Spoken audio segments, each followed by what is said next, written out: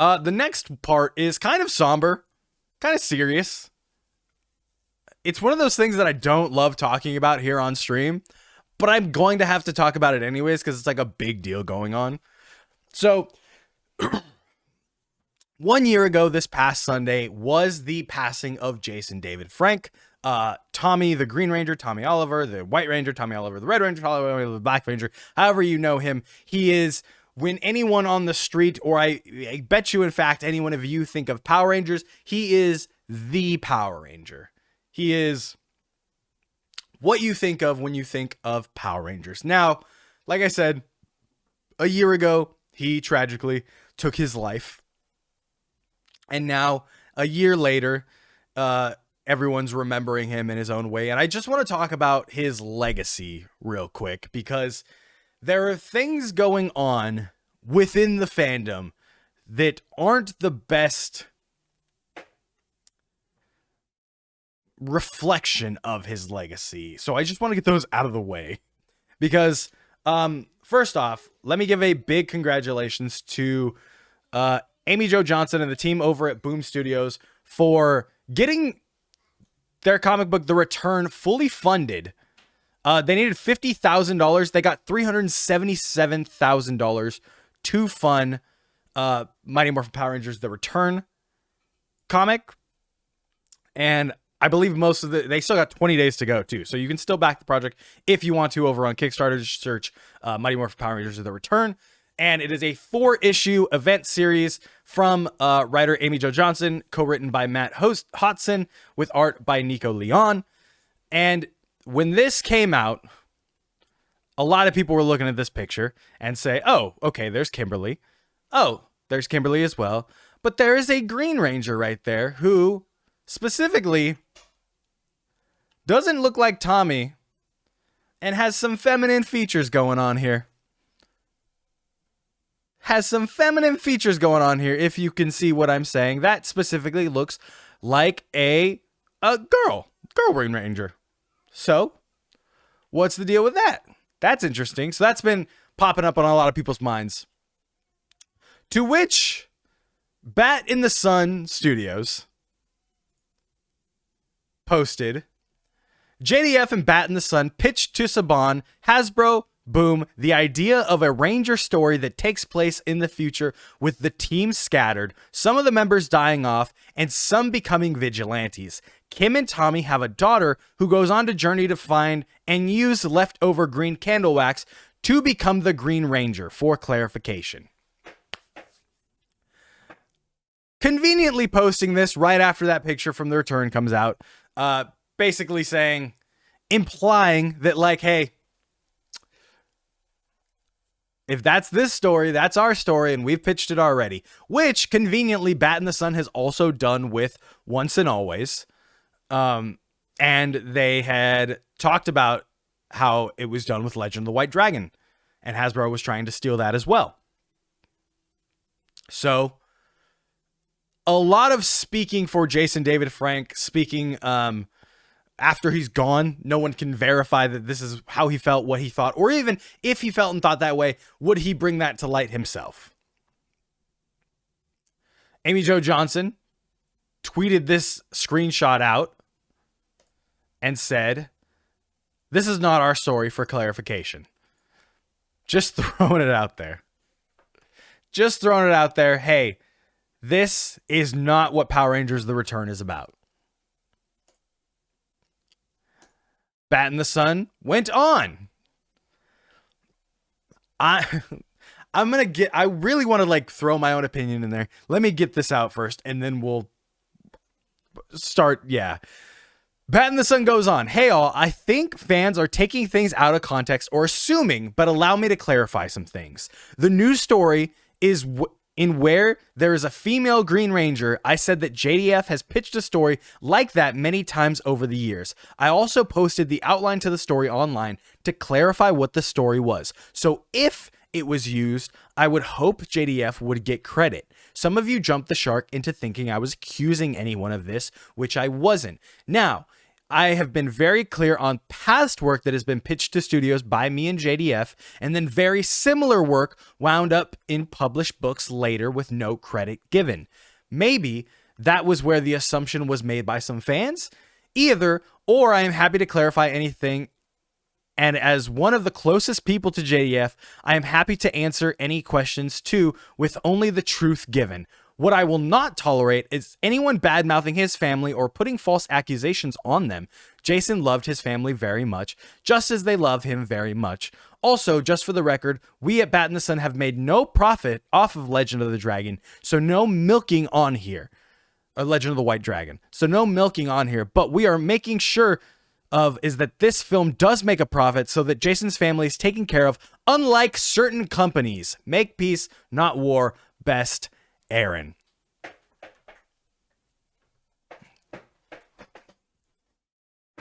To sum it all up, Bat in the Sun, Aaron from Bat in the Sun, has, and was, let's not mince words, was a very close person to JDF back when he was alive. And since JDF has died, has stirred up multiple controversies in his name, using his name about Hasbro, about Power Rangers as a brand, about people in the Power Rangers brand. And I think people are tired of it. I myself am tired of it. Look, let's pull myself completely out of the Power Rangers, like this right now. Let's make it all just, hey, me, one singular. I only want to see Power Ranger stuff. I only want to care about that stuff. Let's just say I have no heart. Let's just cut out my heart.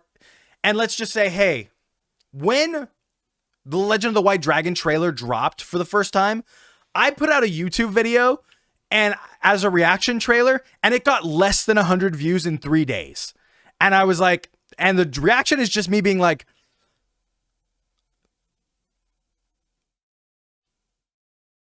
oh, okay. And I'm not the only one that had that reaction. I saw tons of people in the fandom having that reaction. So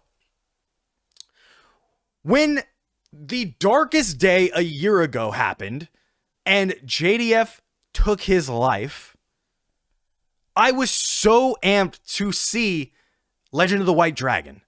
I was like, man, I cannot wait to support this final project, this thing that one of my heroes put his whole heart into, and I'm going to show up for it day one because I want to do that for him. I want to support him in that way. And I would imagine that wasn't just me. There were probably a lot of people in the fandom that felt that same way. And within the span of a year, all of that goodwill or all of that like sympathy that was built up throughout the fandom has just been thrown away by Bat in the Sun because they constantly keep doing this shit. It's crazy that they constantly keep talking on this dead man's name to prop themselves up and act like they're some kind of insider and cooler than they are. It's crazy to me. And to be like, we're making sure the film does make a profit so that Jason's family is taken care of, unlike certain companies. One, would it be very cool, yes, of Hasbro to like donate to a charity for JDF or donate to his family or something, but also JDF hasn't been part of this franchise for like 15 years. It's like he's like one dude in a cast of hundreds of Rangers at this point. It makes no sense to me that you could go out and kill every bit of sympathy you've had at all like that. I remember when Bat in the Sun was just a basic YouTube channel for this kind of community, and to see this is just wild. Yeah, they used to do these fun, like, they were almost like an alternative to Death Battle at the time. They used to do these fun mashups. And then all of a sudden it was like, all right, we're doing Legend of the White Dragon, like JDF. We're here with them. We got JDF and everything. We're doing more White Ranger stuff. And then they did Legend of the White Dragon. And it's like, and now they're just apparently JDF's estate. Now they just speak for the man. It's crazy. Hasbro was giving money to a suicide donation when you bought the Legacy Morpher. Oh, you mean the Master Morpher. That's super cool. I love that. Love superpower beatdown. Now they're slandering a legend and I hate it. Yeah, exactly. And like I said, maybe Jason did feel this way. Maybe he did feel this way about a couple things, but there is definitely a reason why we didn't hear it from his lips. And if you don't hear something from the person, from that person, don't believe anything you hear from people after he's dead. It's just like,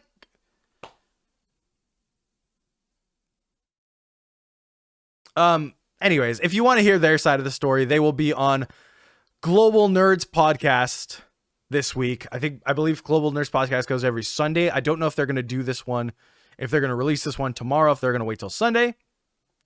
But Bat in the Sun will be on Global Nerds Podcast this week. If you want to hear their side of the story, I am not one that loves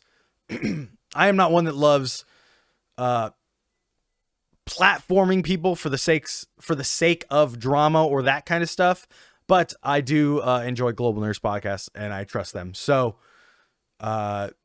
if you want to listen, you can listen to that. The other thing is Bat in the Sun Studios wasn't the only person that thought, hey, this man's been dead for a year. Now's the time. Let me talk about it. This is Zachary Taylor McGinnis, otherwise known as the head of Galactic Productions, otherwise known as the convention. How do I put this? Convention booker, convention agent for other Power Rangers, mainly Austin St. John's agent.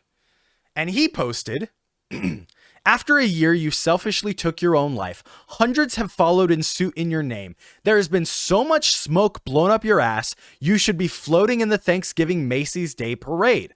It must chap your ass that the Red Ranger floats each year instead of you. Frankly, I'm glad you're dead. I wish your castmates would speak the truth, as I've dropped most of them. I don't care anymore. You were an asshole.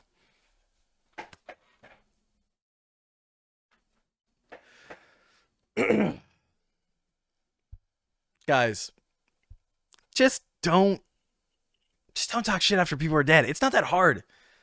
It's not that hard to just not talk shit after people are dead. Like, this is crazy. And the other thing is that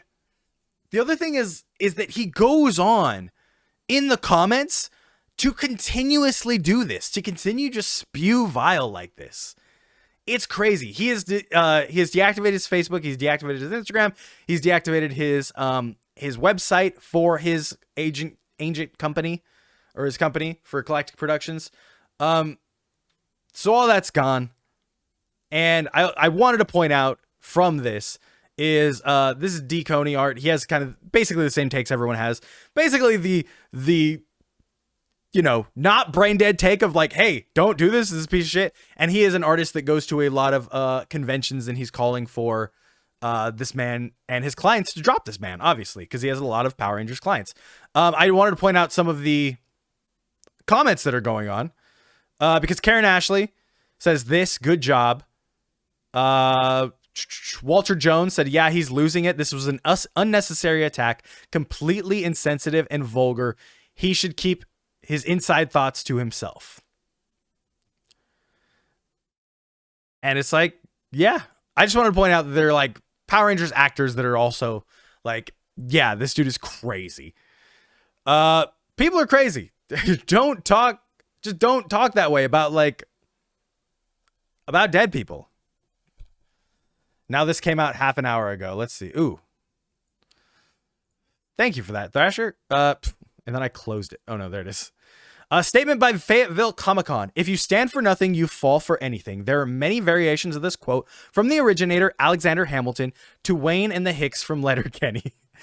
What it means to Fayetteville Comic-Con is that we represent our fans and we strive to be an example to other shows on how we treat people, our fans, our guests, and our vendors and our artists. Without going into great detail, we are of the position that the comments made recently by Zach McGinnis of Galactic Productions on social media were not only evil and abhorrent, but hint at the ethic of the individual that we have no desire to do business with. This means that we will not bring in guests represented by his agency, even if those guests are represented additionally by other agencies. We draw the line way before the intolerance and ignorance displayed in the matter in question.